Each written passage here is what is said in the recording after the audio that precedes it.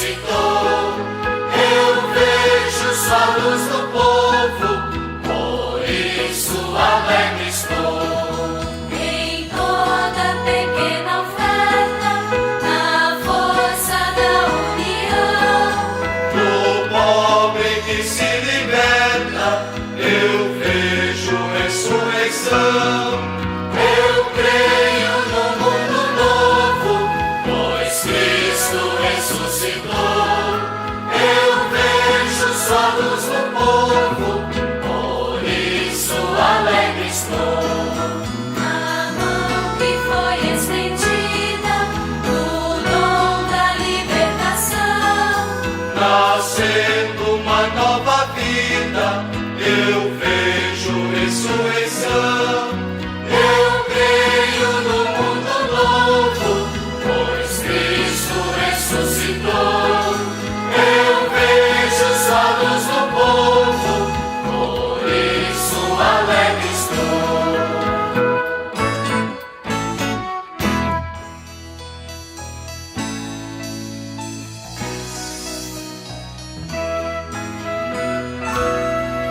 Eu creio no mundo novo, pois Cristo ressuscitou. Eu vejo sua luz no povo, por isso alegre estou. em toda pequena oferta, na força da união, No pobre que se liberta, eu vejo. A todos, a todas. Alegria ter o povo de Deus reunido aqui para esse encontro geral de formação sobre Jesus de Nazaré, com o Frei Beto. Dou as boas-vindas ao pessoal que veio de outras paragens, Monte das Cruzes, ao Lá, pessoal aqui da paróquia desse santuário, no Carmo também, outras paróquias, o vereador estava a gente aí, Antônio Véspera, Padre Joalmir, Padre Pedro é nosso vigário episcopal, bem-vindo. E aí o Padre Dimas, que é o dono da casa aqui, nos agradece, tão bonito, bem arrumadinho e bem preparado, né? Nós vamos iniciar. Boa nova, irmãos, já chegou, Jesus Cristo nos buscou do céu, seu projeto de fraternidade vai mudar vida e coração. Justiça, paz,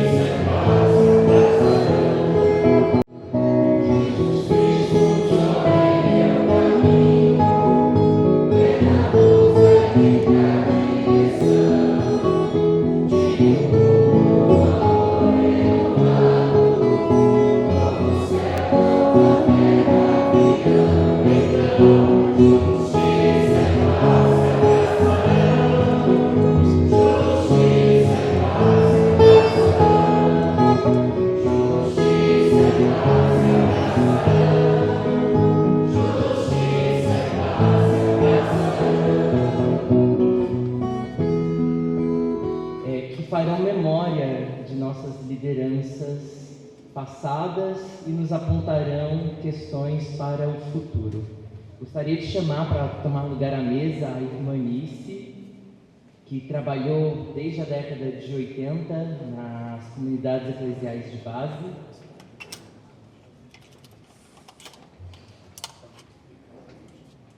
À mesa, a Rafaela Guabiraba, liderança do Instituto Padre Ticão e vice-presidente da Frente Social da Zona Leste. E gostaria de convidar a tomarem posição aqui na frente 10 lideranças de nossas comunidades que estarão nos ajudando, nos conduzindo na leitura de nossa Carta de Princípios. Então, gostaria de chamar o ministro da Palavra da Comunidade Nossa Senhora do Carmo, Lucas de Francesco.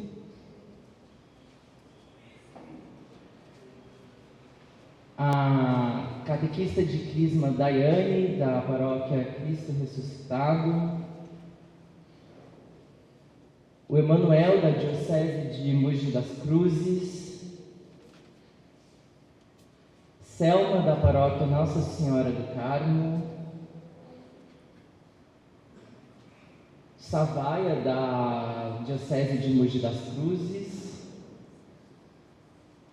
O Matheus Muradas, da Frente Social da Zona Leste.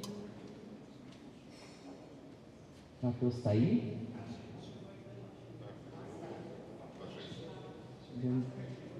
A Rafaela, do Instituto, pode fazer a leitura aí de cima. A Jesuína, da Paróquia Cristo Ressuscitado. Matheus está aí. O Caio, catequista de Crisma da Paróquia Cristo Ressuscitado. E a Mônica Chaves, da CPT da Paróquia Nossa Senhora do Carmo. Então, essas lideranças estarão agora nos conduzindo na leitura da nossa carta de princípios. Ficamos todos atentos. Igreja, povo de Deus em movimento. Princípios da identidade. Número 1. Igreja, povo de Deus em movimento é um encontro de cristãos da região leste metropolitana de São Paulo, em diálogo ecumênico e interreligioso com todas as pessoas de boa vontade na construção do reino de Deus. Igreja, povo de Deus em movimento, professa a fé apostólica no Nazareno, crucificado e ressuscitado, nosso Senhor Jesus Cristo, Filho de Deus. Igreja, povo de Deus em movimento, se reconhece como irmãos e irmãs, peregrinos de esperança, chamados a descobri-la nos sinais dos tempos que o Senhor oferece. Igreja, povo de Deus em movimento, identifica-se como um coletivo, entre tantos outros, empenhado na luta por outro mundo possível, na comprometida participação com os movimentos sociais. Igreja, povo de Deus em movimento, que teve origem em 2010, vem consolidando sua prática à luz dos ensinamentos do Papa Francisco, nos 12 anos do seu pontificado, 2013 a 2025. Igreja, povo de Deus em movimento, assume o apelo do Papa Francisco na perspectiva de uma igreja em saída, comunidade de discípulos e discípulas missionários que primeireiam, que se envolvem, que acompanham, que frutificam e festejam. Primeireiam, isto é, sabe ir à frente, sabe tomar a iniciativa sem medo, ir ao encontro, procurar os afastados e chegar às encruzilhadas dos caminhos para convidar os excluídos. Igreja, povo de Deus em movimento, assume a caminhada eclesial da Igreja na América Latina no compromisso de ser uma igreja pobre para os pobres.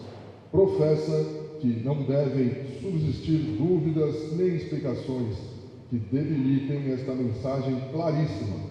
Hoje e sempre, os pobres são os destinatários privilegiados do Evangelho. Igreja, povo de Deus em movimento, abraça os desafios dos sinais dos tempos, como a crise climática, o neoliberalismo privatizador, a Terceira Guerra Mundial em pedaços, o avanço da extrema-direita, a crise migratória, as redes sociais e a inteligência artificial. Sinais que nos reclamam, à luz do Evangelho, ações pastorais articuladas, estratégicas e fecundas. Igreja, povo de Deus em movimento, na chave do pluralismo cultural e religioso, se propõe, portanto, a articular ações que promovam encontros de formação sobre fé e política, promovam o diálogo entre paróquias e comunidades, promovam a participação junto aos movimentos sociais, promovam o engajamento nas questões da diversidade sexual e de gênero, promovam a valorização e o apoio às ações culturais coletivas, promovam a luta por políticas públicas, promovam encontros sobre a economia de Francisco e Clara, promovam a construção de uma ética da sustentabilidade socioambiental em vista da ecologia integral, promovam, enfim, a cultura do encontro. Igreja, povo de Deus em movimento. Nas pegadas deixadas pelo Papa Francisco, prossegue sua caminhada ciente de que é necessário enfrentar os paradigmas abertos nas redes sociais e pela inteligência artificial, intervindo no ambiente digital através do Evangelho. Torna-se necessária uma evangelização que ilumine os novos modos de se relacionar com Deus, com os outros e com o ambiente, e que suscite os valores fundamentais. É necessário chegar aonde são concebidas as novas histórias e paradigmas, alcançar com a palavra de Jesus os núcleos mais profundos da alma das cidades. A Igreja é chamada a ser servidora de um diálogo difícil. Igreja do Povo de Deus em Movimento se apresenta como inspiração para uma igreja cansada, aspiração por uma igreja servidora da esperança dos pobres, provocação para a indiferença globalizada, mística para o seguimento perseverante de Jesus crucificado e ressuscitado. Igreja, povo de Deus em movimento, reza. Então convido a todos para rezarmos junto esse item 10. Senhor, Pai da humanidade, que criaste todos os seres humanos com a mesma dignidade, infundi nos nossos corações o espírito de irmãos, inspirai-nos o sonho de um novo encontro, de diálogo, de justiça e de paz. Estimurai-nos a criar sociedades mais sadias e um mundo mais digno, sem fome, sem pobreza, sem violência, sem guerras. Que o nosso coração se abra a todos os povos e nações da terra, para reconhecer o bem e a beleza semeados em cada um deles, para estabelecer laços de unidade, de projetos comuns, de esperanças compartilhadas. Amém. E foi através da figura do Padre Ticão que eu fui ao encontro do meu primeiro amor, que foi a Pastoral da Juventude. Então eu costumo dizer que eu sou cria do Padre Ticão, ele que me projetou politicamente, socialmente, enquanto sujeito periférico, liderança, ativista. Foi através dele que eu aprendi a lutar, a crer e ser uma igreja povo de Deus em movimento. E hoje aqui nós celebramos uma memória agradecida, né, do seu legado, da sua missão e profecia. São quase 5 anos se passaram desde a sua Páscoa definitiva, e essa é a primeira vez que eu falo abertamente, tentando expressar um pouquinho de todo o meu carinho, admiração do Padre Ticão, né? Aquele que deu a vida por cada uma de suas ovelhas. Bem, eu vou ficar de pé para ver melhor vocês. Em primeiro lugar, minha gratidão imensa por estar aqui. Gratidão pela vida, gratidão pela caminhada feita. Eu trago aqui um abraço carinhoso para todos vocês, da irmã Terezinha Torres, ela que deveria estar aqui, mas por problemas de saúde, ela não pode estar, mas deixo um abraço para todos, um abraço caloroso, principalmente por aqueles, como ela disse, que ainda se lembram dela e da Pastoral da Juventude, dos velhos tempos da Diocese, da região episcopal de São Miguel Paulista. Eu gostaria de perguntar quem aqui conviveu e trabalhou com o Dom Angélico. Eu gostaria de nesse momento, não me alongar muito, que todos querem ouvir o Frei Beto. Frei Beto, do qual eu guardo grandes recordações do Itaim Paulista, quando ele ia lá com o saudoso padre Chico Moser, nos dar formação naqueles idos dos anos 80. Eu convido vocês para vocês fazerem uma respiração profunda agora. Respire, respire e sintam que há um cheiro chegando. Cheiro, sintam o cheiro. Respire. O cheiro de sândalo está no ar. O cheiro de sândalo está na célula de cada um de nós. Dessa igreja viva, que, como ele bem disse, anos depois, quando era bispo da Brasilândia, e celebrando em São Miguel, ele disse: vivemos, irmã, um tempo de graça. Realmente foi um tempo de graça, um sopro do Espírito. Vivemos naquele tempo uma igreja em movimento, uma igreja em movimento de favela, movimento de moradia, movimento da terra, movimento das mulheres, movimento de educação, movimento de alfabetização, movimento, igreja em movimento. Vivemos intensamente as pastorais que se multiplicavam e que tinha tudo a ver com a vida diária do povo. Dom Angélico, se fecharmos os olhos, vamos ver uma imagem de um bispo simples, de branco, uma túnica branca, uma estola branca e nela apenas um nome em vermelho: Jesus, o seguidor de Jesus. A vida toda dele, o que eu guardo de Dom Angélico, foi de acolhida, um pastor da palavra forte, pastor da acolhida, pastor que se dedicava à formação, pastor que tinha um carinho intenso com os seus seminaristas.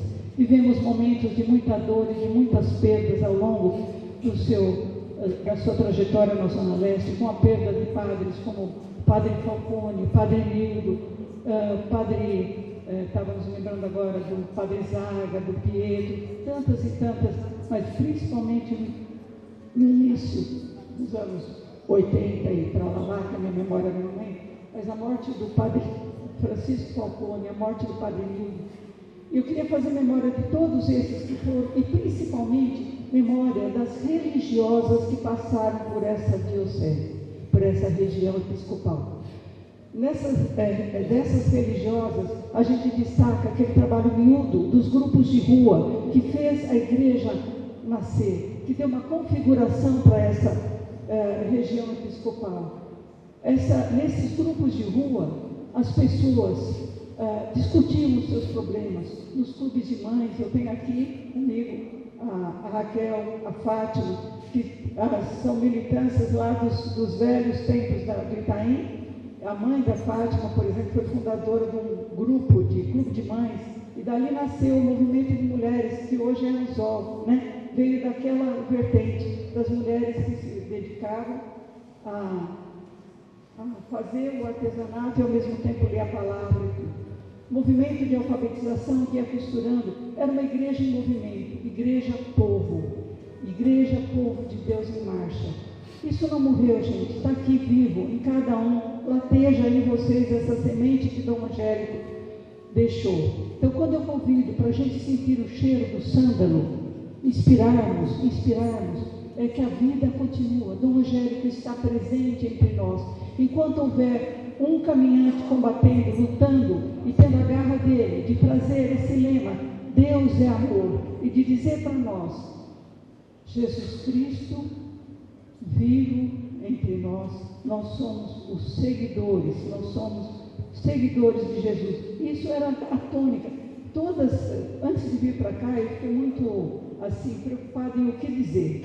Buscando na internet, vi todas as falas do Dom Angélico, o discurso é sempre aquilo que ele sempre falou lá na Leste para nós.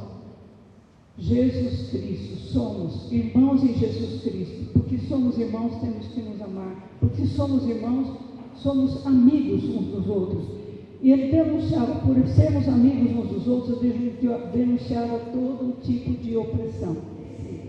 perfume que há no ar, que ficará no ar para sempre, enquanto houver um combatente na luta pela justiça e pelos direitos humanos. Dom Angélico, presente.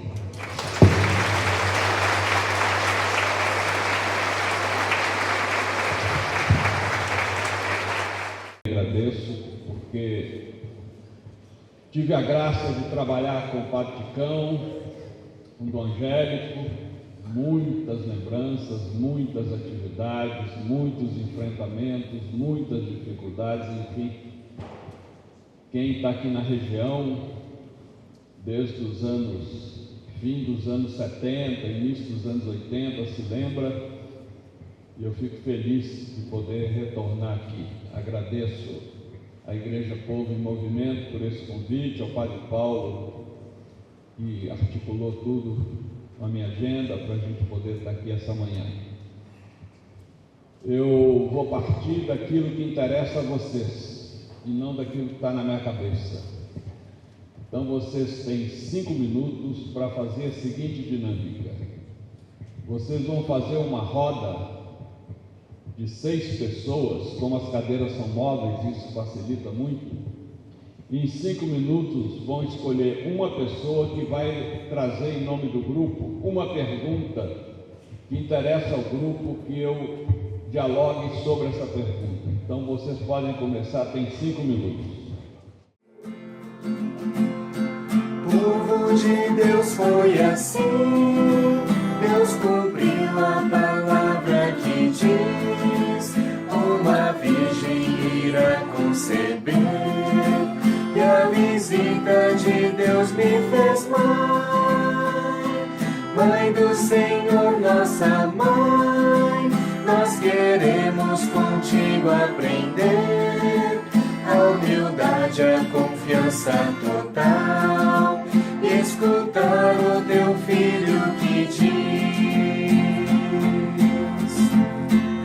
senta comigo à minha mesa, nutre a esperança, reúne os irmãos, planta meu reino, transforma a terra.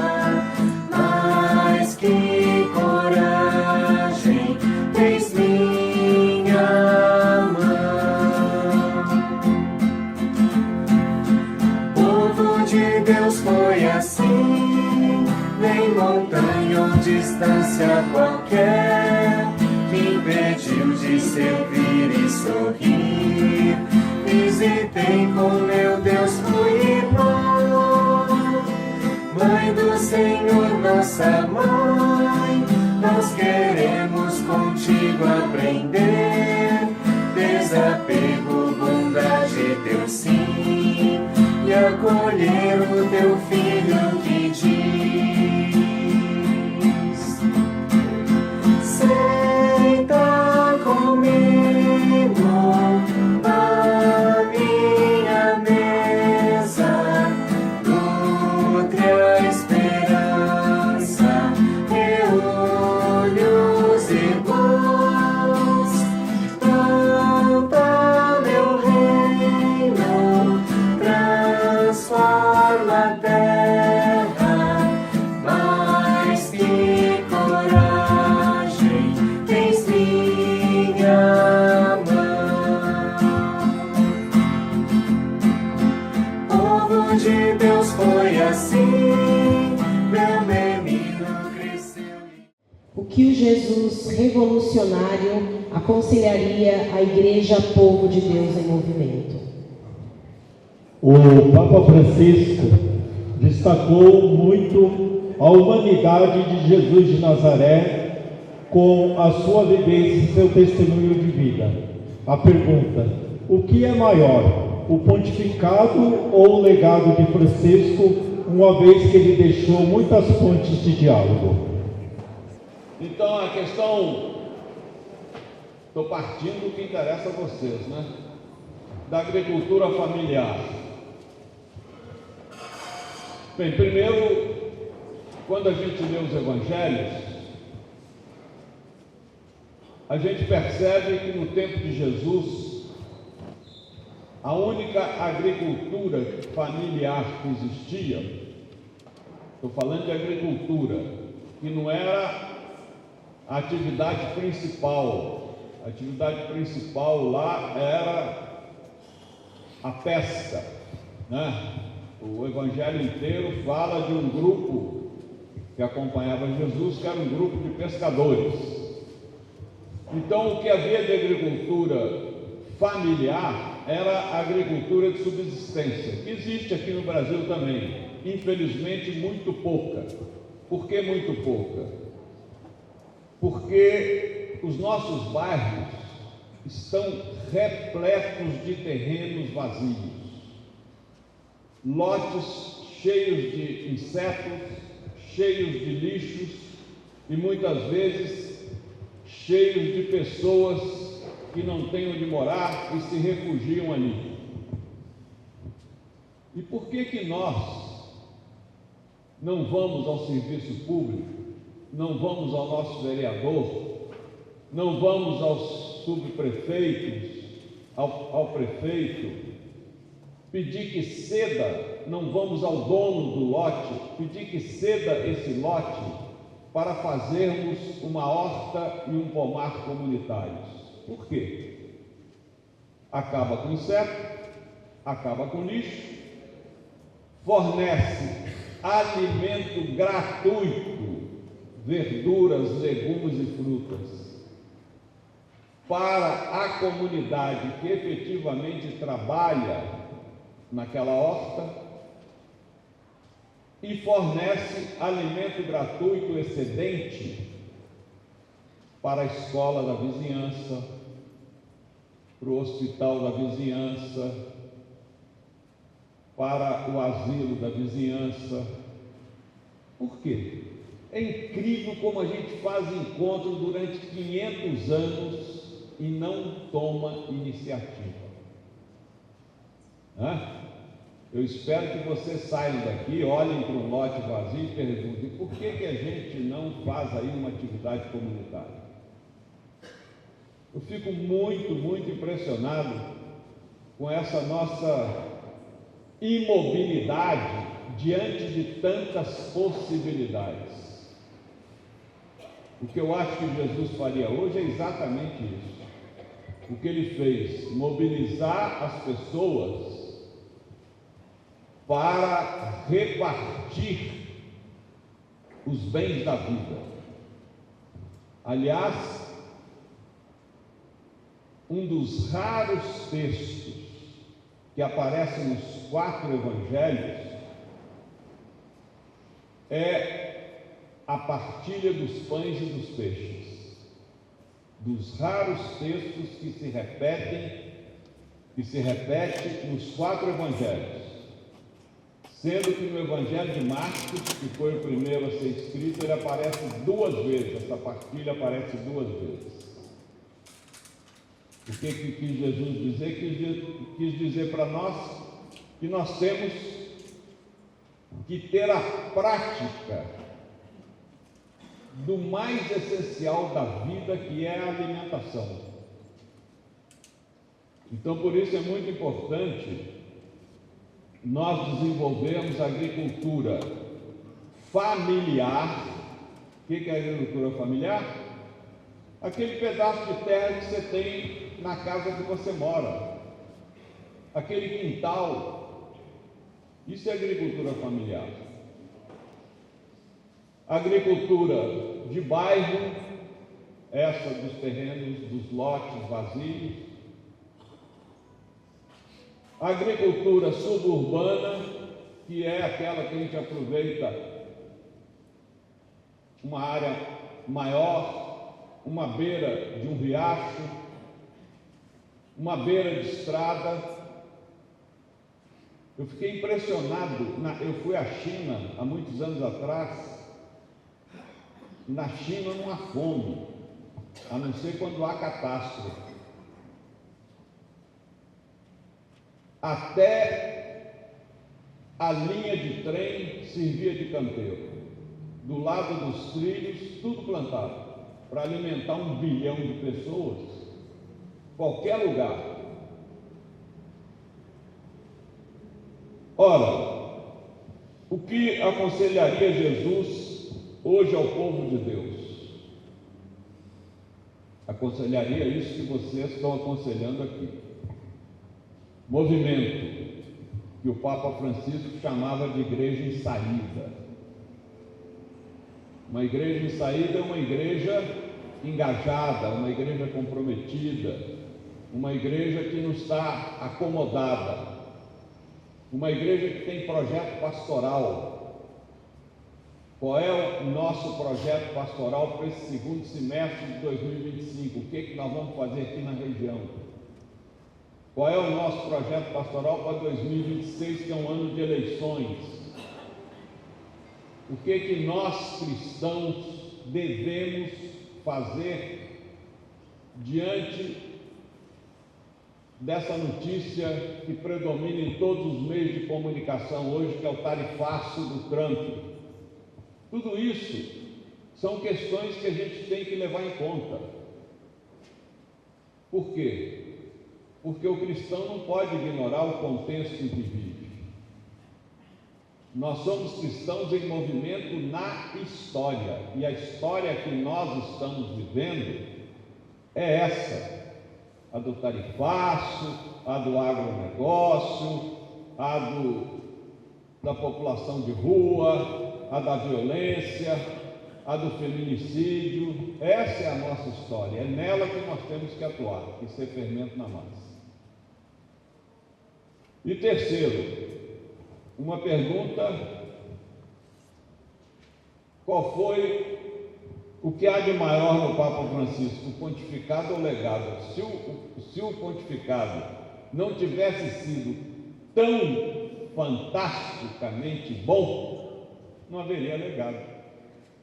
Claro, só há legado, a gente só tem saudade, porque foi um pontificado de 12 anos, relativamente curto, quando a gente pensa que João Paulo II ficou 26 anos, mas que deixou um super legado. Infelizmente, o Papa Francisco foi sucessor de 2 papas que não fizeram a igreja avançar muito, João Paulo II e o Bento XVI.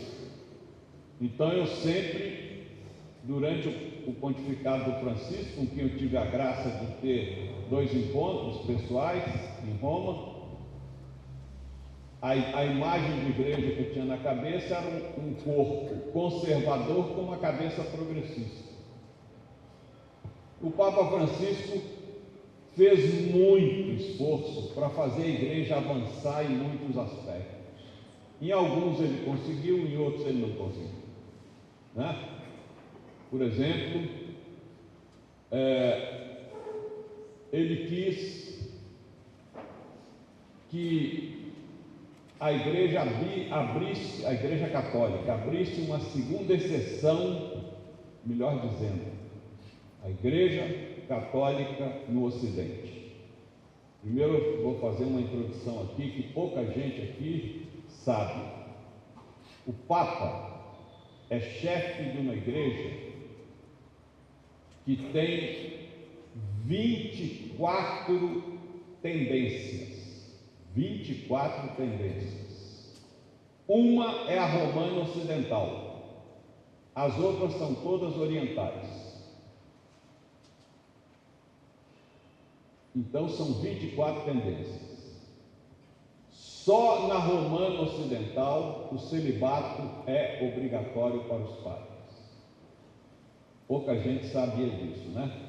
Nas outras 23, os sacerdotes têm o celibato facultativo. Se quer casar, casa; se não quer casar, não casa.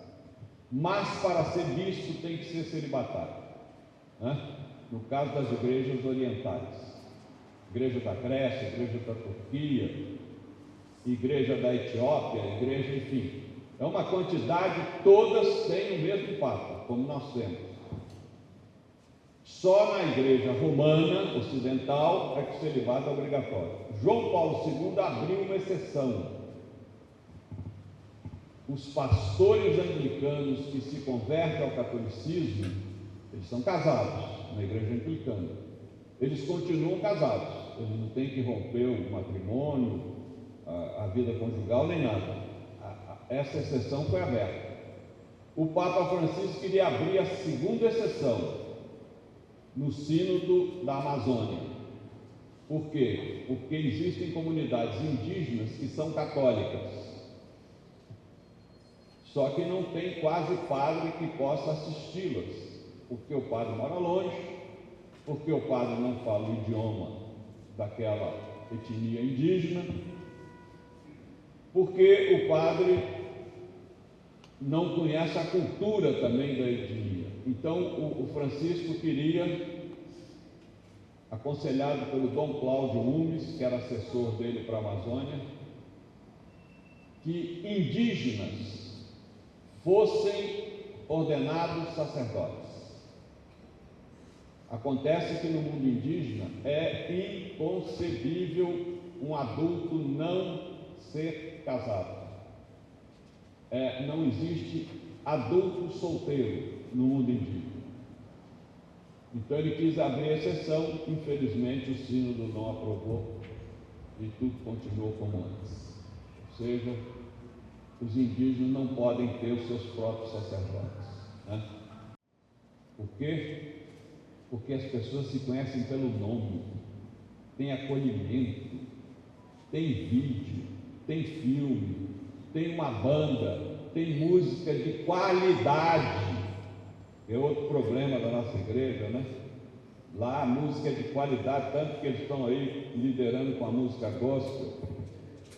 Então, a gente tem muito a aprender com eles. Podemos discordar da linha pastoral de algumas igrejas evangélicas, isso é outra coisa, mas que nós temos que aprender como fazer um culto que não seja muita missa que tem por aí, que parece uma burocracia litúrgica, que as pessoas ficam olhando o relógio para ver que hora que acaba, para ir embora, já cumpriu o preceito. Então a gente precisa realmente pôr a cabeça para pensar. Mais 3 aqui desse lado, mais 3 aqui daquele lado, vamos continuar. Papa Leão XIII fundou a doutrina social da Igreja a partir da encíclica papal Rerum Novarum. O novo Papa Leão pode sinalizar uma igreja mais avançada e pode sinalizar uma revisão da doutrina social da Igreja. O que esperar de Papa Leão, da Igreja e da relação com os movimentos sociais? Dentro da visão do Jesus revolucionário, como enfrentar as redes sociais, a inteligência artificial nos dias de hoje, diante da desigualdade da sociedade. Enquanto povo, como combater os abusos de autoridade cometidos pelo poder público contra garantias fundamentais, principalmente nas reintegrações de posses legais que estão acontecendo. No resumo, como endurecer sem perder a ternura. Diante das guerras e das desigualdades sociais no mundo de hoje, o que Jesus faria se ele voltasse? Os desafios da Igreja frente aos conflitos de guerra, a inteligência artificial e o meio ambiente. Beto, o que você tem a dizer sobre a falta da pastoral de conjunto e a ausência de sinodalidade em nossa igreja? Eu não sei e não posso adivinhar e nem quero opinar o que está na cabeça do Papa Leão XIII. Ainda é muito cedo para a gente avaliar. O Leão XIV, melhor dizendo. Eu sei que ele está diante de muitos desafios, né?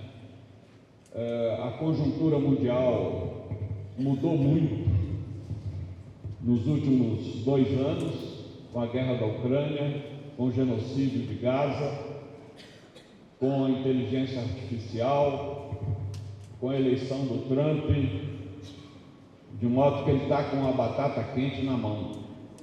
espero que ele seja bem assessorado e dê respostas proféticas, evangélicas, corajosas a essa conjuntura. Por enquanto, ainda não senti muita firmeza no pontificado. Dizem que ele vai lançar agora uma primeira encíclica que justamente seria sobre a inteligência artificial.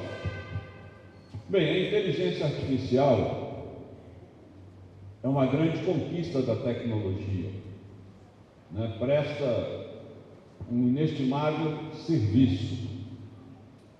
A gente precisa tomar cuidado porque ela é tão eficiente, tão fantástica, que a gente tem o risco de já não cuidar de pesquisar, de elaborar, ficar na dependência dela. E muitas vezes ela se equivoca. Então hoje muitos professores descobrem que o aluno copiou da inteligência artificial porque ele não duvidou da informação que recebeu. E muitas vezes a informação é equivocada. Por outro lado, a inteligência artificial tem seu estilo, assim como cada escritor tem um jeito próprio de escrever. Então é muito fácil para um professor mais atento descobrir se o texto do aluno é ou não do aluno ou do computador. Agora, a doutrina social da Igreja foi um grande passo no século XIX. Por quê? Porque o proletariado nasceu no século XIX. Até então, o que havia era artesanato e o trabalho rural. Foi a partir do século XIX, quando a máquina a vapor foi inventada, que se tornou possível produzir mercadorias em escala industrial. Até então isso não era possível, era produzido em escala artesanal. E quando você produz em escala industrial, você tem maior alcance e pode baratear o produto, porque quanto mais você produz um lençol, mais barato isso ele pode ficar. Quando cada família costurando um lençol, artesanato, aí não fica tão barato e a disputa no mercado é muito grande, porque aquela mercadoria é rara. Por isso que o diamante é muito caro. Por que o diamante é muito caro? Porque é muito raro encontrar uma pedra de diamante. Se você encontrasse diamante em todo lugar aí, seria barato, né? Pedra, minério de ferro, não custa nada. Você vai em qualquer lugar como Minas Gerais, tem minério de ferro para todo lado. Só custa caro em toneladas, quando as empresas mineradoras exportam para outros países. Mas no varejo assim não custa nada, é de graça. Mesma coisa se o produto fosse industrializado, produtos sofisticados. E o Papa Leão XIV vai ter que lidar com essa questão hoje. Como é que as novas tecnologias estão causando desemprego? E essas pessoas que estão desempregadas, para onde vão? Como é que a dignidade humana vai ser preservada? Como é que nós vamos evitar que se aprofunde a desigualdade hoje no mundo, que é brutal, brutal. O mundo nunca foi tão desigual como hoje. Para vocês terem uma ideia, nós somos 8 bilhões de pessoas, 77 milhões, que é o clube dos supermilionários, são 77 milhões, esse dado é de junho desse ano, tem 45% da riqueza mundial nas mãos. Metade da riqueza mundial está nas mãos de apenas 77 milhões de pessoas. Só que nós somos 8 bilhões. Né? Então é um escândalo a desigualdade que existe no mundo. A questão das redes sociais, eu não chamo de sociais, eu chamo pelo nome técnico, redes digitais. Por que eu chamo por redes digitais? Primeiro, que é o nome técnico, segundo, que eu acho que elas criam mais hostilidade e sociabilidade, né? Então, por isso eu evito redes sociais. O problema das redes sociais, elas são fantásticas, nos fornecem muitas utilidades, facilitam muito a nossa vida. Mas elas não são criadas para facilitar a nossa vida, são criadas para vender mercadorias. Então, é preciso criar, assim como uma pessoa, para aprender a ler, tem que fazer um curso de alfabetização. A escola, a família, tem todo um processo de aprimorar essa alfabetização. Também é preciso, na família e na escola, introduzir educação digital. Por quê? Porque o que está acontecendo é que sem educação digital, tem muita criança e muito adolescente entortando a cabeça. Eu vejo mães e pais acharem uma gracinha uma criança de meses, 1 ano, 2 anos, ocupada com o celular, com as figurinhas do celular, a babá eletrônica, né? E aí não chateia a mãe, não sei o quê. Essa mãe, esse pai vão pagar um preço alto no futuro por esse tipo de deseducação. Porque hoje, por exemplo, há países que até proíbem o celular para quem tem menos de 16 anos.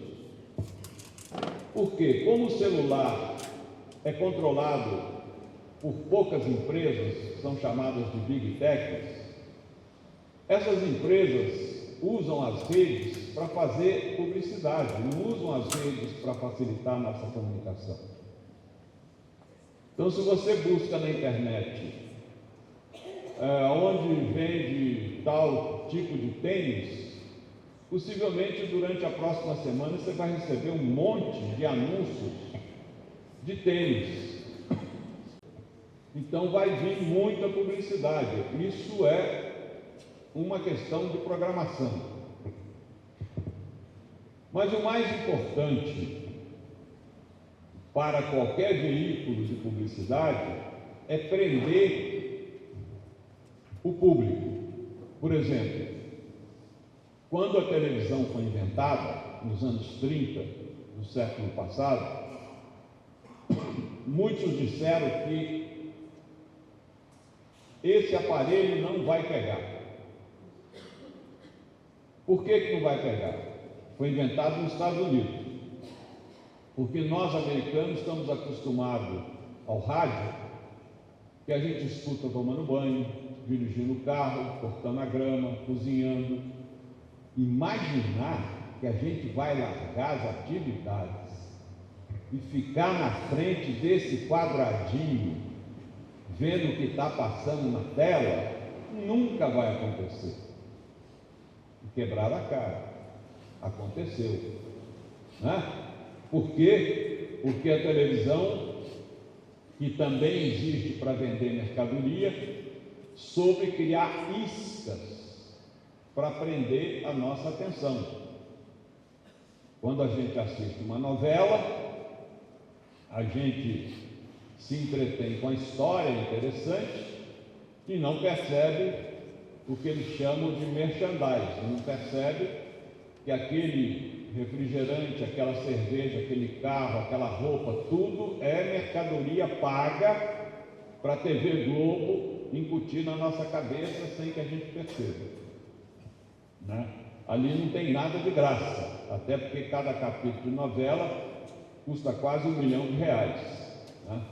Para montar tudo aquilo lá, todos os detalhes, etc. Então, não tem nada gratuito, não tem almoço grátis. No caso do celular, das redes, descobriram algo que eu vou fazer um teste aqui, que eu sempre faço, vou fazer com vocês.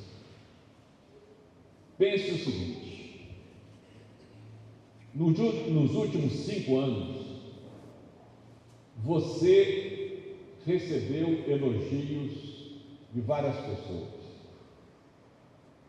ok? Nos últimos 5 anos, você recebeu ofensas de várias pessoas, coisas que te magoaram, te deixaram com raiva. Primeiro, levanta a mão quem lembra mais dos elogios do que das ofensas. Levanta a mão.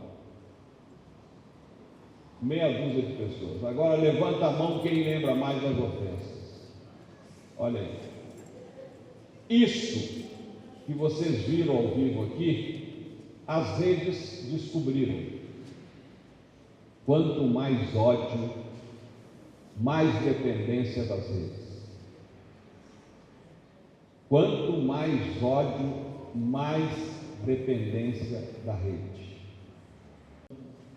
De desmoralização, de fake news, de desinformação, para acirrar bastante o nosso lado emocional. Daí a importância da educação digital. Tem hoje um número grande de jovens que estão se suicidando por causa de agressões nas redes, por causa de acusações levianas nas redes. E já existe uma doença diagnosticada de dependência da rede, chama nomofobia, que vem do inglês, né? Que é a fobia, é dependência, loucura, de você não poder ficar sem o celular ligado. Você quer saber se você já foi picado pelo vírus da nomofobia? É só você responder para si mesmo ou para si mesma a seguinte pergunta: quando eu vou dormir, eu desligo ou não o celular? Se você não desliga, é porque você já tem o vírus da nomofobia. Você já tem o vírus da nomofobia. A menos que você seja médico ou médica, aí eu entendo. Fora disso, nada, é muito complicado. Enfim, eu creio que o Papa Leão XIV, voltando ao conjunto de perguntas aqui, também tem o desafio aí que foi colocado aqui pelo grupo, de preservar esse processo democrático que o Francisco abraçou, dos sínodos, vários sínodos, debater democraticamente as questões da igreja e ampliar a participação dos leigos, dos movimentos leigos pastorais no sínodo. Isso é importante. E também levar em conta a questão do meio ambiente, né? O Papa Francisco foi o primeiro Papa na história da igreja a fazer uma encíclica sobre a questão ambiental, Laudato Si, né? Louvado seja, em homenagem a Francisco de Assis. Falando sobre o grupo, né? Um colega seu, um colega que você conhece, Fernando Altemaier, num dos livros que escreveu, ele falou sobre um projeto de felicidade, falando a respeito das bem-aventuranças. E como a gente está aqui por causa desse Jesus histórico, né? Esse Jesus, em momento nenhum da sua vida, ele disse, e nem negou a lei, mas ele veio dizer que ele deu um novo sentido à lei. E eu liguei isso a esse projeto de felicidade dos bem-aventuranças, e aí eu me pergunto, como justificar que hoje em dia, né, a gente tem tantas possibilidades de conhecer esse Jesus muito, existem no nosso meio, na nossa igreja, ainda sacerdotes que dizem para o seu povo, quando lá comparecem, solicitando a misericórdia, dizer que o sofrimento é a paga pelos pecados cometidos. Quais seriam os caminhos para moldar uma espiritualidade e manter a fé nos tempos de incerteza?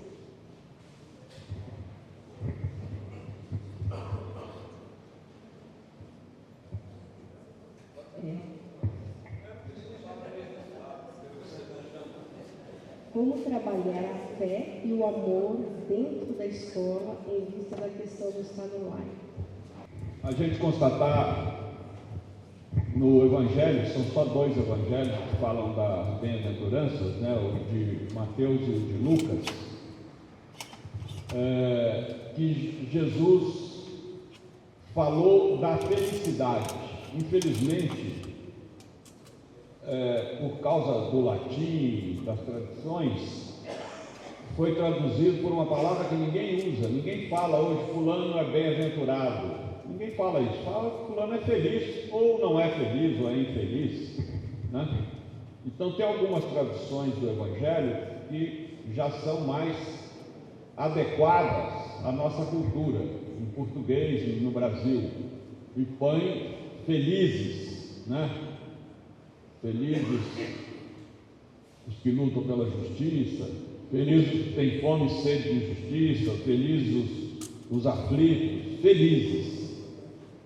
E é curioso Jesus chamar de felizes pessoas que estão em situações complexas, difíceis. Mas a vida mostra que é assim. Por quê? Porque a vida nos ensina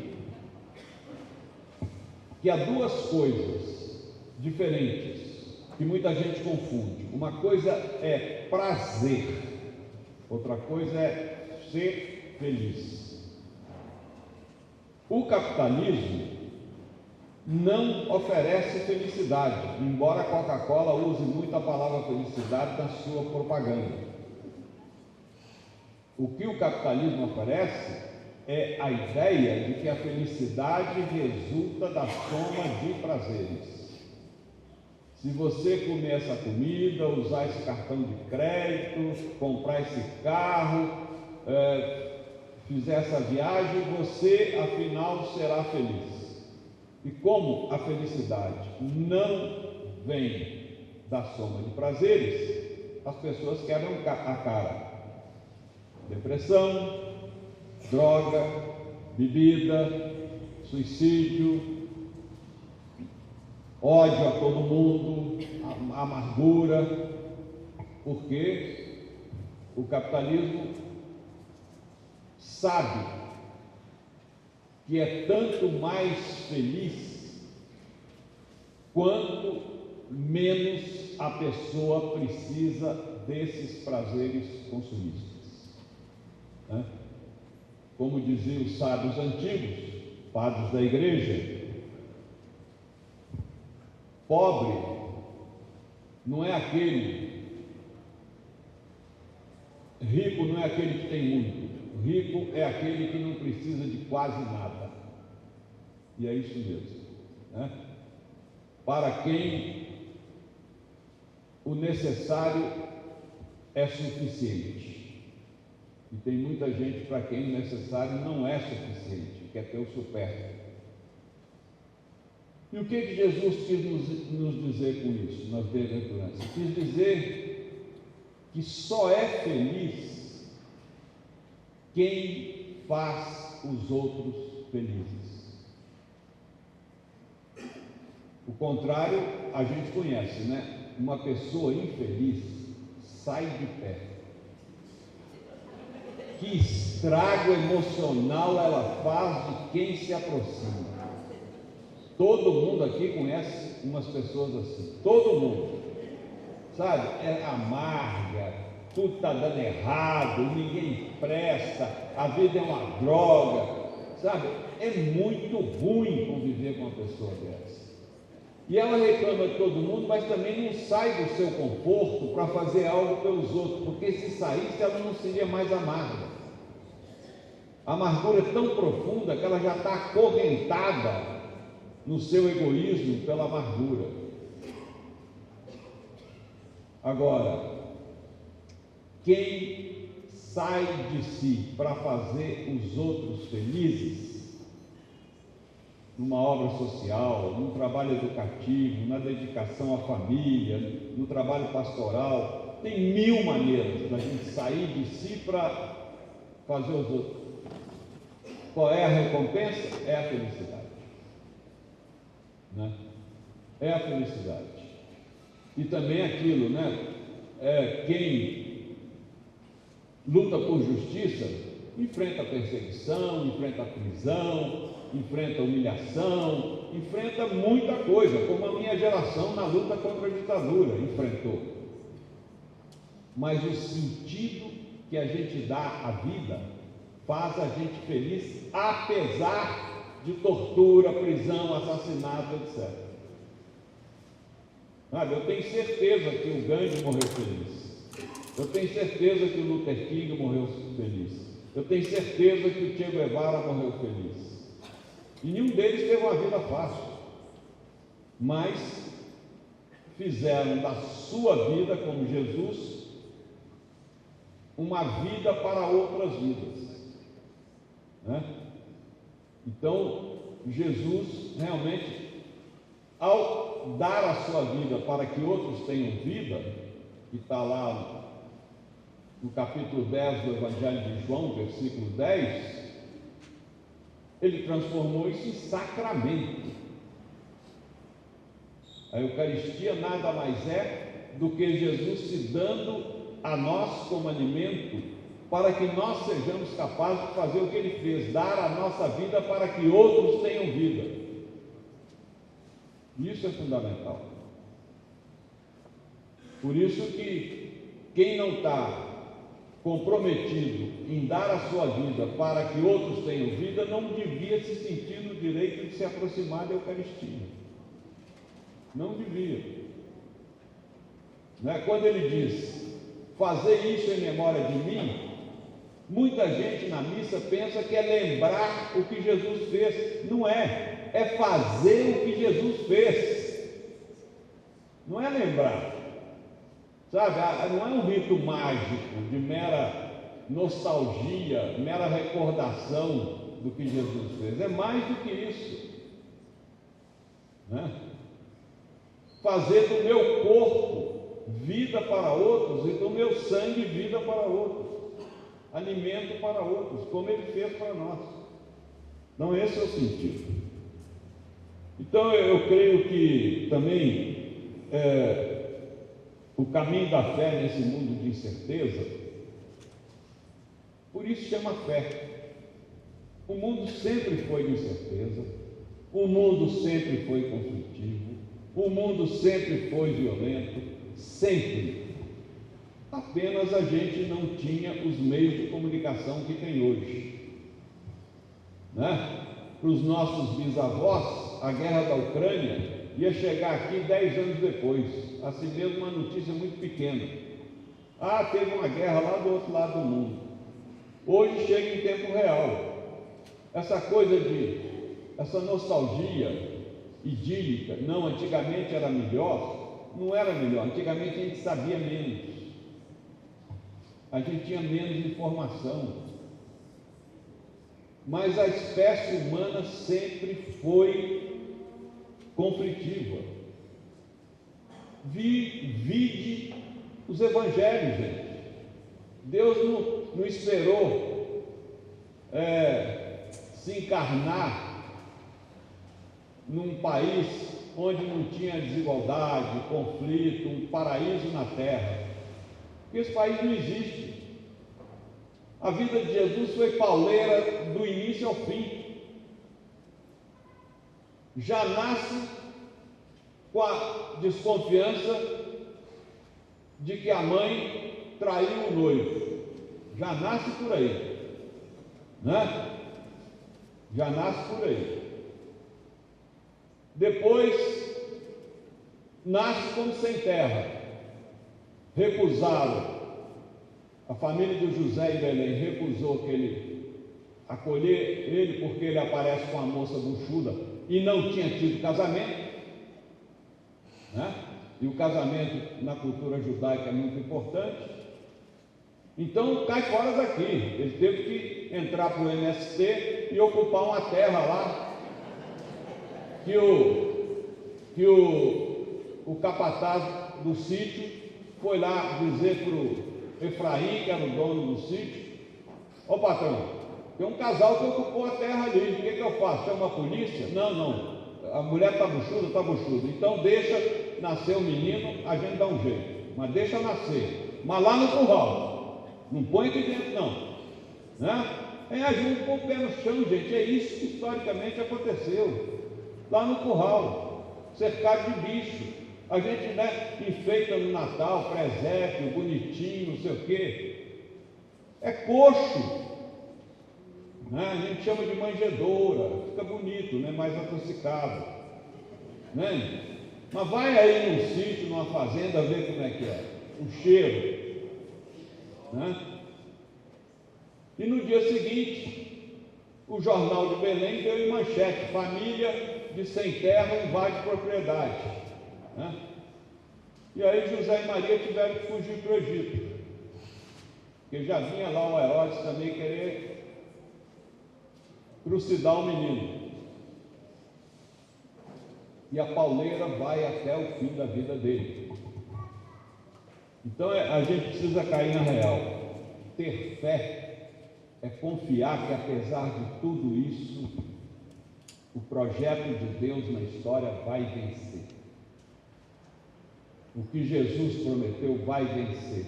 Possivelmente todos nós aqui não vamos participar da colheita, mas nós temos que morrer semente.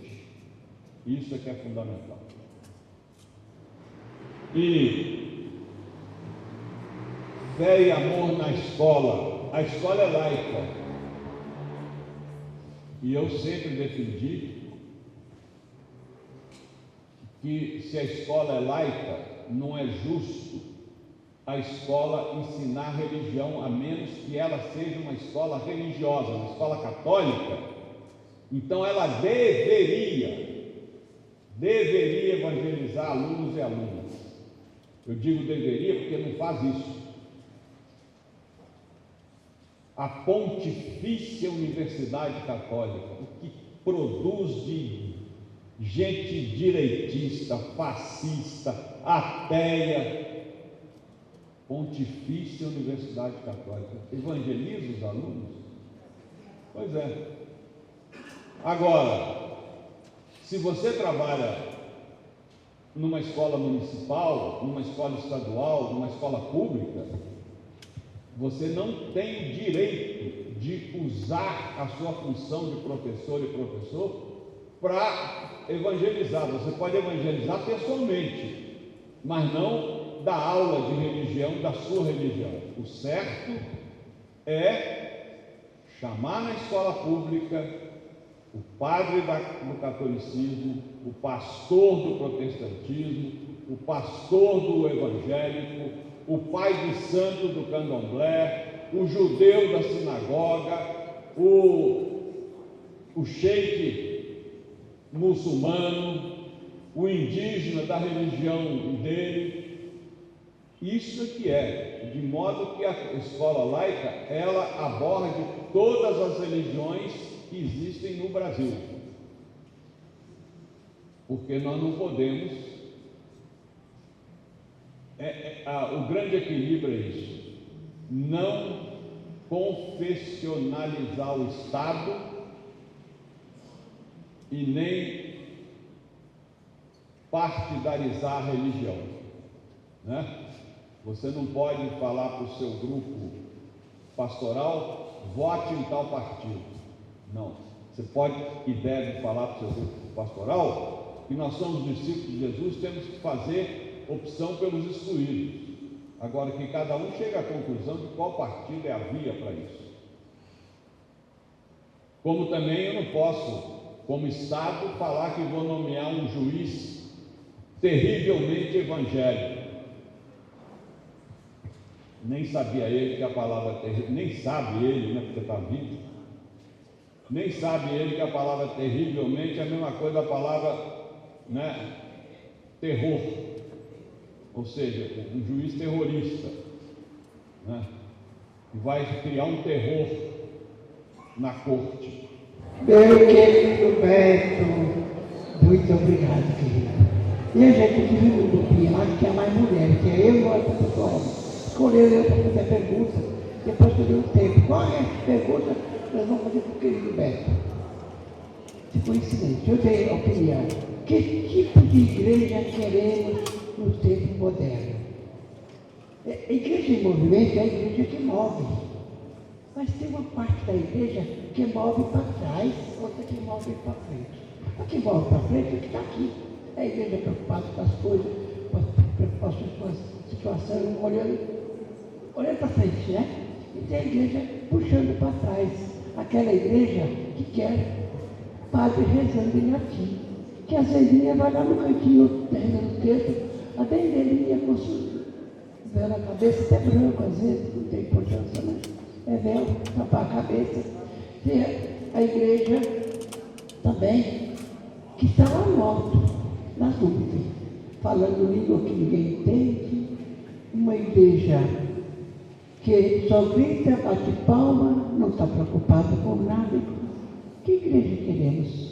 Essa é a resposta que queremos ouvir do nosso querido Frei Beto. O senhor pode fazer a pergunta para você, jovem? Será que nos dias de hoje, nós como católicos, amamos Jesus como ele deveria ser amado? Na perspectiva dessa igreja dividida, que o nosso colega aqui que antecedeu falou, né, dessa diferença da igreja que está a favor dos oprimidos, dos excluídos, e essa igreja que puxa para trás, né, nós gostaríamos de pensar o que é necessário fazer para agregar mais pessoas nesse projeto de Jesus Cristo. Né? O que fazer? Porque a gente percebe essa diminuição dessa igreja que tem esse papel, né, que assume essa luta dos oprimidos. Então, como fazer para agregar pessoas, enfatizando a juventude nesse projeto de Jesus de uma sociedade justa? Bem, é muito importante a gente ter consciência de que a sociedade que nós vivemos é uma sociedade desigual. Uma sociedade injustamente dividida em classes sociais. Uma sociedade onde tem gente muito rica, gente muito pobre. E no meio, todo tipo de remediados. Enquanto houver divisão na sociedade, haverá reflexo dessa divisão em qualquer instituição, inclusive na igreja. Não vamos criar a ilusão de que um dia vai ter uma igreja unida. Só haverá uma igreja unida se houver uma sociedade unida. Porque a igreja é resultado da sociedade na qual ela está inserida. Então não vamos criar essa ilusão, porque senão a gente vai sofrer esperando uma coisa que na história humana jamais vai existir.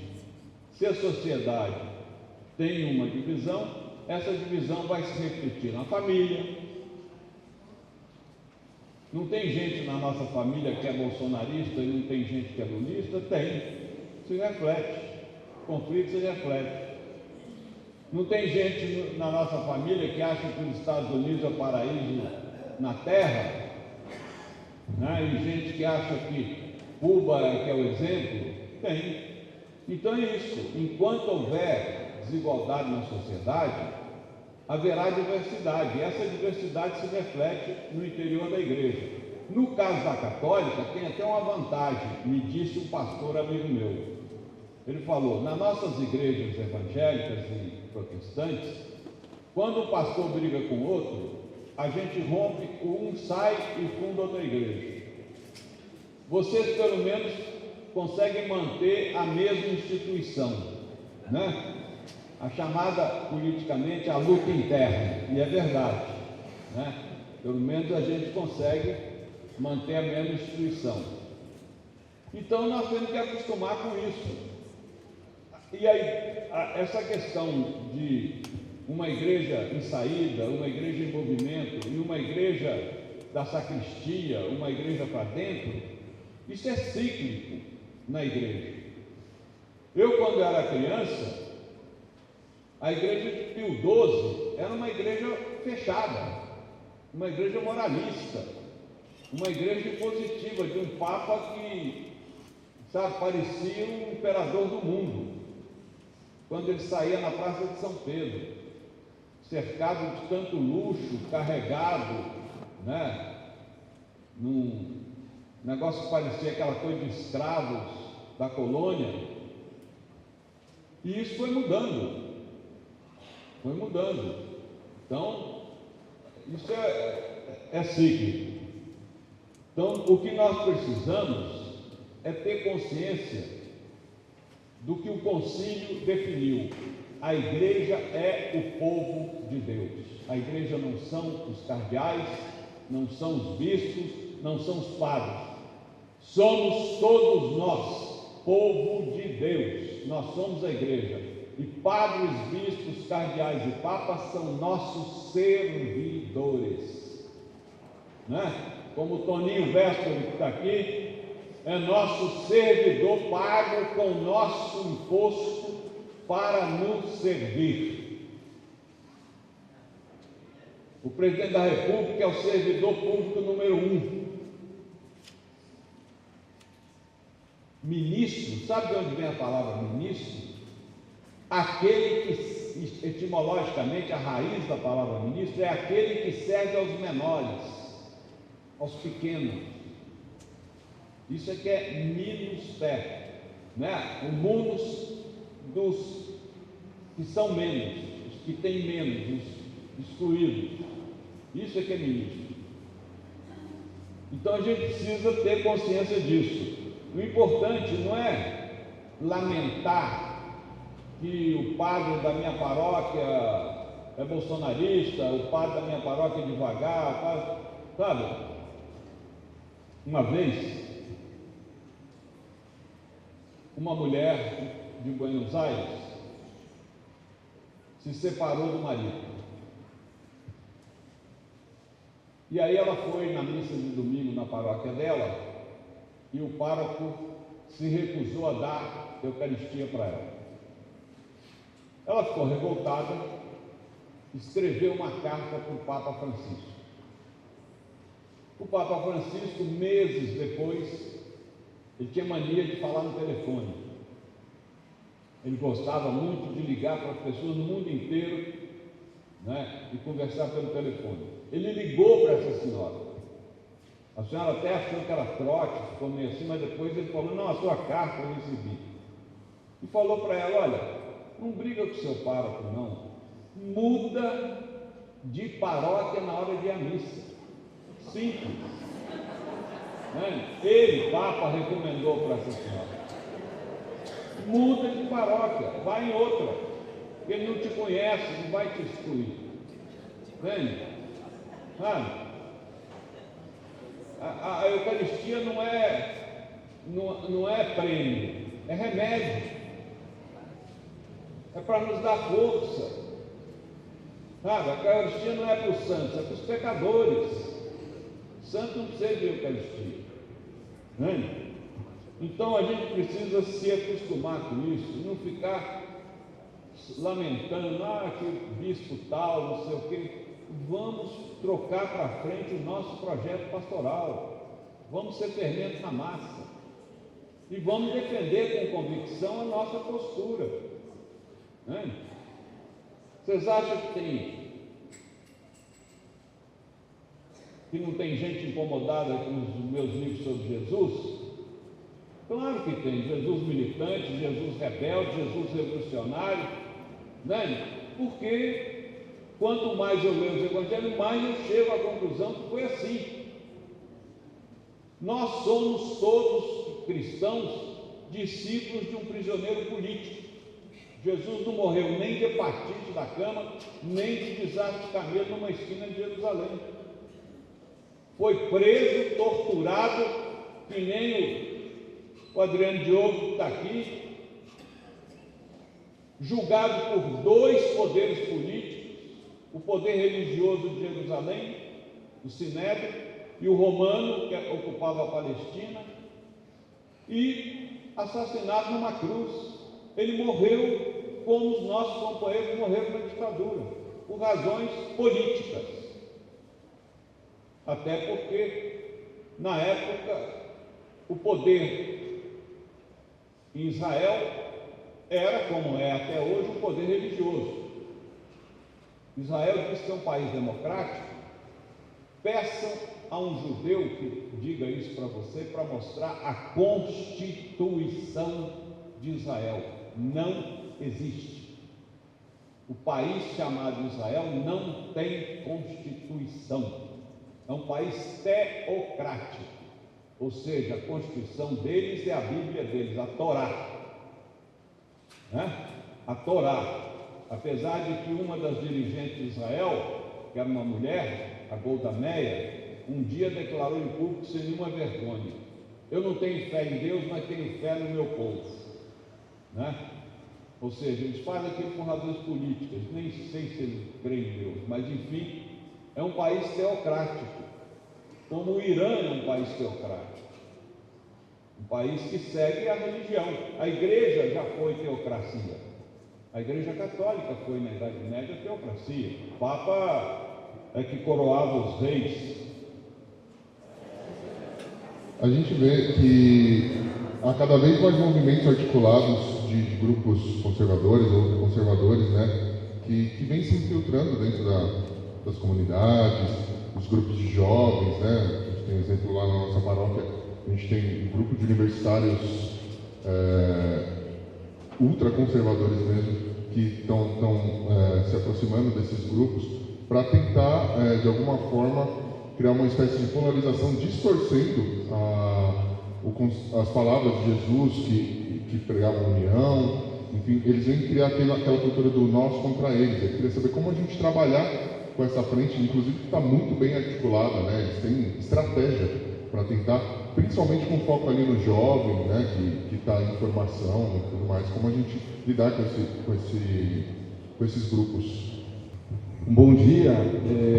O nosso grupo, querido Frei Beto, a gente conversou e a gente, a partir da sua experiência, sua vivência de militante, da liberdade pela igualdade, de preso político, e naquele momento também acho que é um POX, né, que era um movimento que articulava, uma experiência que articulava o movimento social e sindical. A partir de toda essa sua vivência, como hoje a gente, um cenário para onde a sociedade caminha, né, a direção da nossa sociedade, sobretudo numa reflexão da importância dessas sociedades.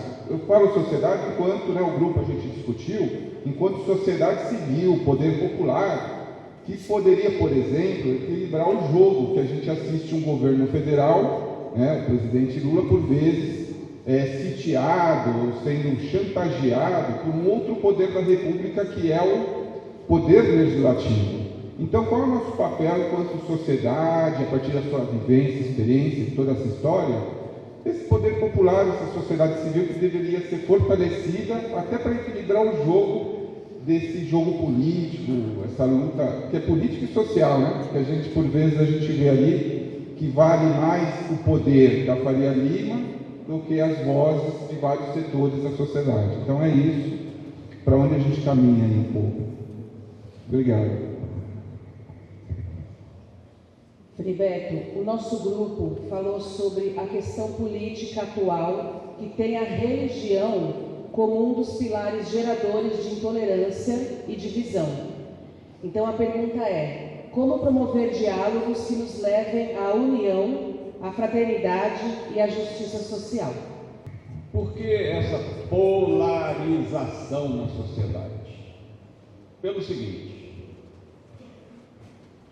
Antigamente, a gente não gostava de um político, a gente falava mal dele, e quem é que escutava, além das paredes? Os familiares e amigos. Morreu aí. Hoje, eu falo mal de um político em tempo real e alcance global. Basta eu ligar meu celular. Então a repercussão do que eu digo é infinitamente maior. E isso cria a polarização, não só porque eu falei, porque interessa, como eu já falei, para as big techs, para as donas das plataformas, das redes, acirrar o ódio, acirrar a animosidade. Então, nós vamos sim viver numa sociedade conflitiva até que o governo consiga regular as redes digitais. O governo está lutando por isso. É fácil? Não é fácil. É uma luta contra gigantes, porque eles são muito poderosos. Mas tem que haver essa regulação.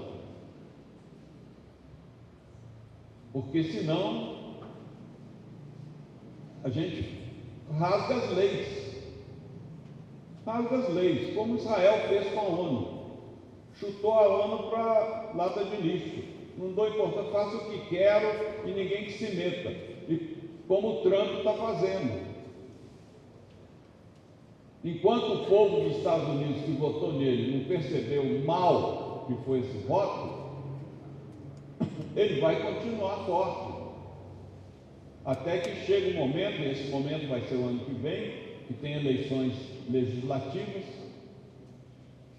e se ele perder essas eleições, aí o facho dele vai baixar. Por quê? Porque ele se sente imperador do mundo. Ele quer até mudar a lei americana, porque ele não pode, pela Constituição dos Estados Unidos, ser candidato mais uma vez. Ele quer que isso seja possível. Enfim. Então, como trabalhar com os conservadores da igreja? Gente, tem tanta gente aí precisando que a gente trabalhe, que eu acho melhor não dar murro em ponta de faca. Para que a gente vai gastar energia tentando convencer os conservadores? Sabe?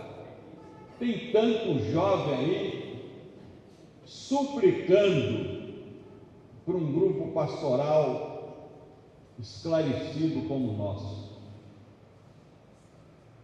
É a gente que tem que criar oportunidades para esses jovens chegarem.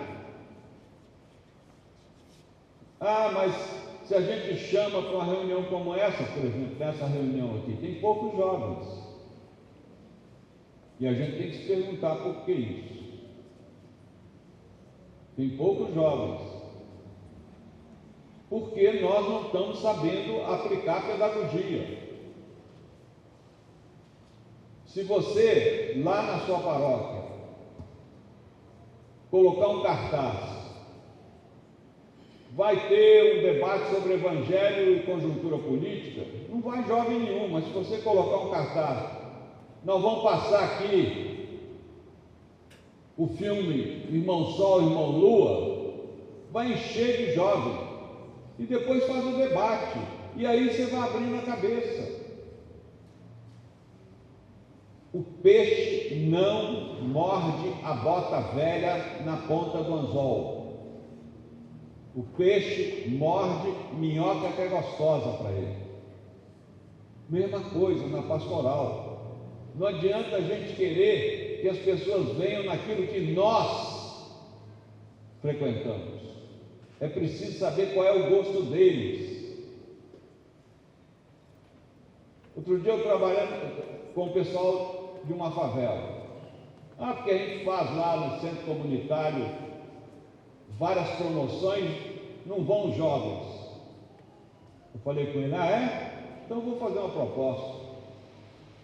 Coloca lá, sábado, das 4 às 7 da noite,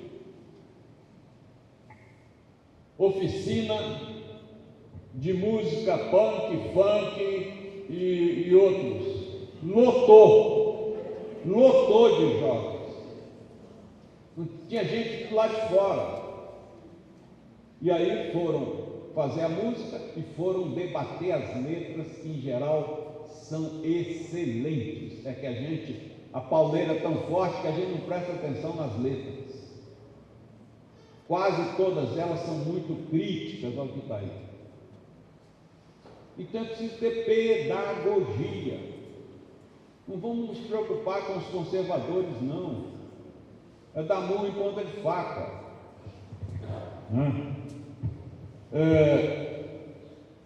Para onde a sociedade civil caminha? Poder popular. A nossa principal tarefa no ano que vem, a gente tem que começar a se preparar, são as eleições no Brasil. Por quê? Porque o ser humano não inventou até hoje uma ferramenta para fazer o que Jesus propõe, vim para que todos tenham vida e vida em abundância, a não ser a ferramenta chamada política. Com a minha generosidade, eu posso dar um prato de comida para esse morador de rua que está com fome agora, mas eu não tiro ele da rua nem acabo com a fome dele. Com a ferramenta chamada política, o governo tirou o Brasil pela segunda vez do mapa da fome. São milhões de pessoas que deixaram de passar fome nesse país. Gente, não há nada que não seja político. E não há ninguém que não seja político. Há gente que pensa que não faz política. Porque tem duas maneiras de a gente fazer política: participando ou se omitindo. A minha vizinha de 105 anos, ela acha que não faz política, ela faz se omitindo. Tudo é político. A qualidade do café da manhã que a gente tomou hoje. Se você veio para cá de bicicleta, de ônibus, de carro, tem a ver com a política do país.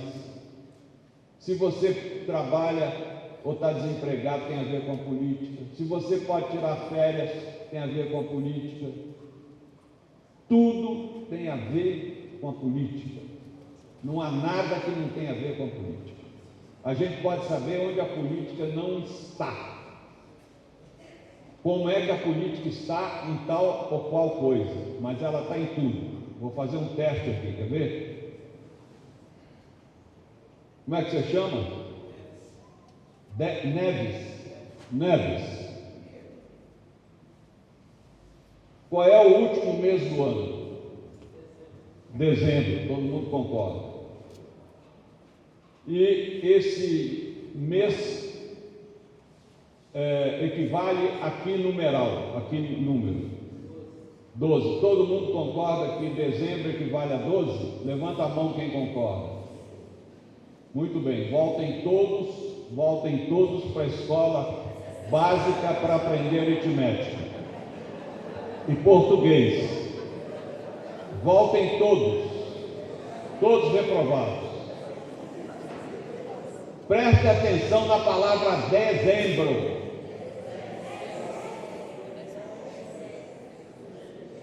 Caiu a ficha agora? E qual é o mês anterior a dezembro? Equivale a que numeral? E qual é o... Então vou lá, Mateus, só você, Mateus. E o mês anterior a novembro? Que equivale a que número? 8. E o mês anterior a outubro? Que equivale a que número? Exatamente, parabéns, nota 10. Então, na antiguidade, o ano tinha 10 meses. 10 meses.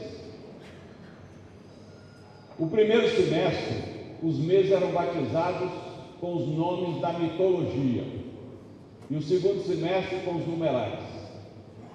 Aí veio o imperador Júlio César, chamou os astrônomos do reino e disse: eu quero um mês com o meu nome. Então enfiaram lá um mês de julho, em homenagem ao imperador Júlio César. Veja bem, em tudo tem política, a gente pode não saber onde está a política, só esse exemplo é muito bom. Morreu Júlio César, veio o imperador Augusto, chamou os astrônomos e falou: não vou ficar atrás, eu quero também um mês com meu nome.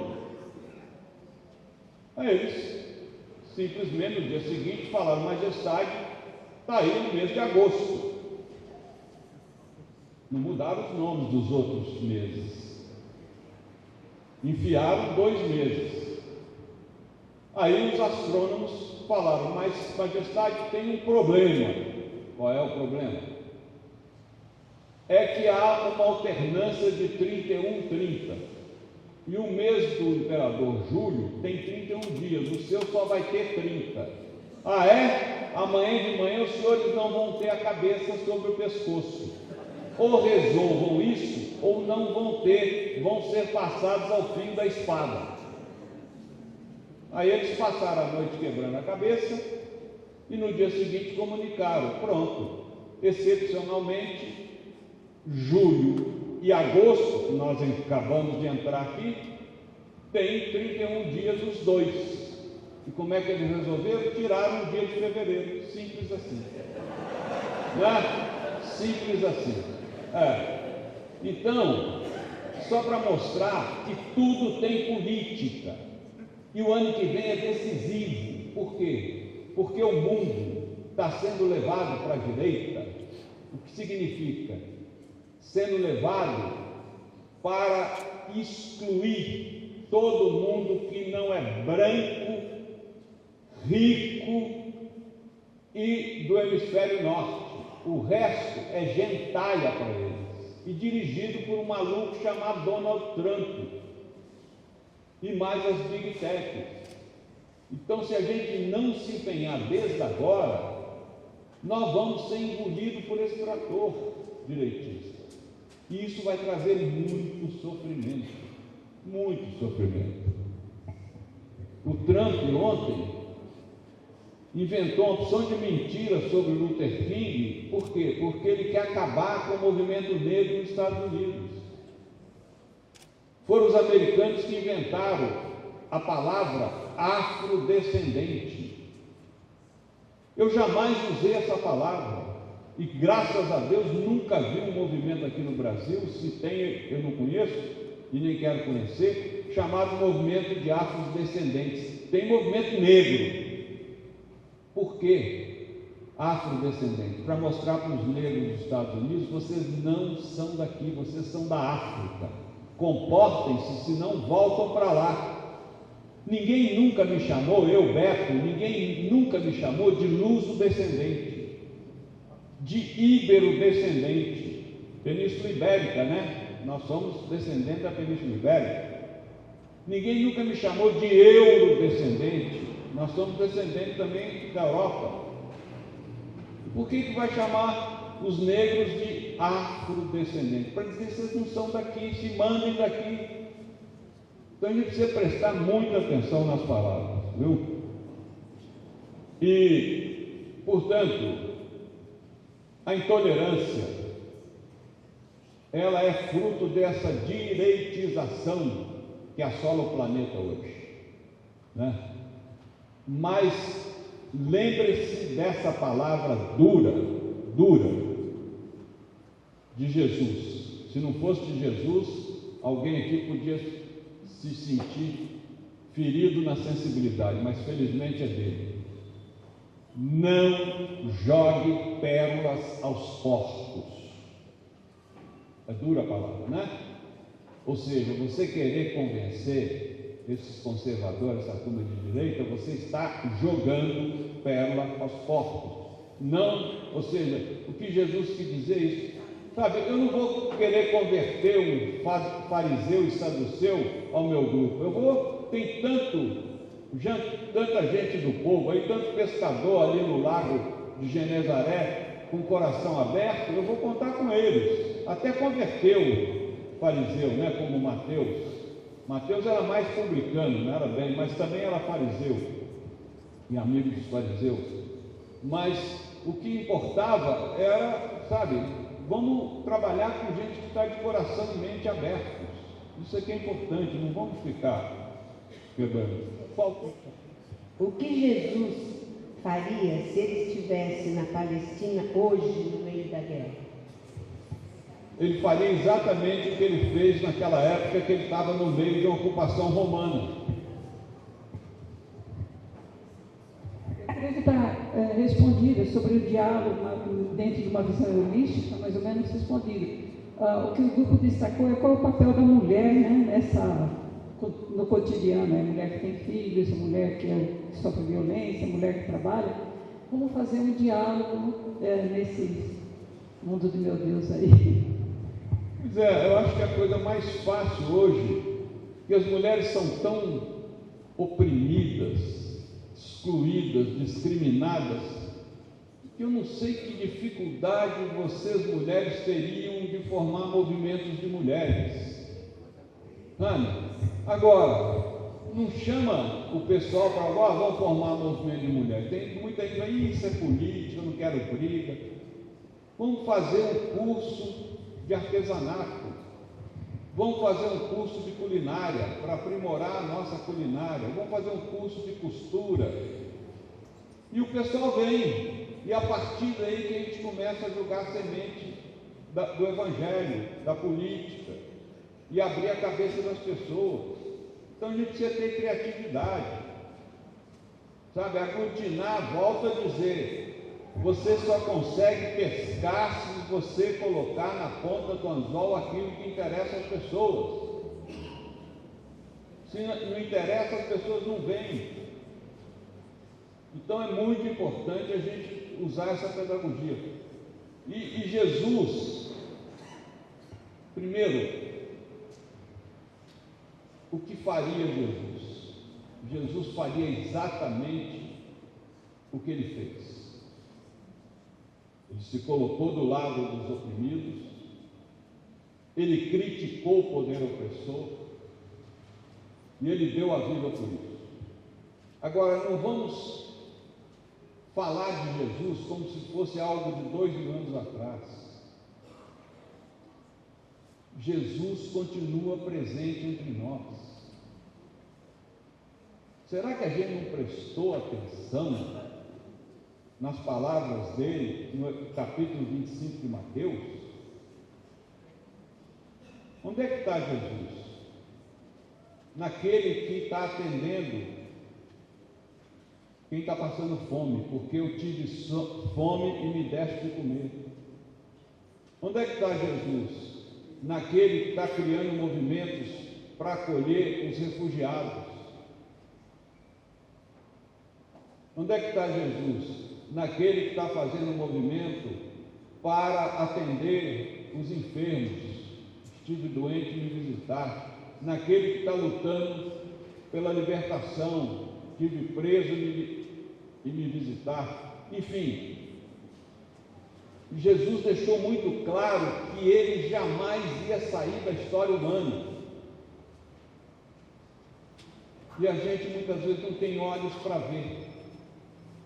Me lembra daquela parábola, que não está no Evangelho, de um sujeito que, diante das desgraças do mundo, estava revoltado com Deus. E um dia, indo para casa, ele entrou numa capela, sentou lá no banco da frente, olhou para o altar, falou: ó Deus, quero mais nada para o Senhor, já cansei. O mundo tem guerra, tem fome, tem desgraça, tem feminicídio, tem misoginia, sabe? E você não faz nada, não é possível, você não criou isso aqui, faça alguma coisa. Aí de repente ele escuta uma voz: eu já fiz. Já fez? Fez o quê? Você. Exatamente. Se o mundo tem desgraça, não foi ele que aprontou, nós aprontamos, e nós é que temos que consertar. Na Bíblia está claro, nós fomos criados para viver num paraíso. Se o paraíso não está aí, é porque nós introduzimos a desgraça no mundo. E Deus é Pai, mas não é paternalista, Ele não vai fazer por nós. É isso.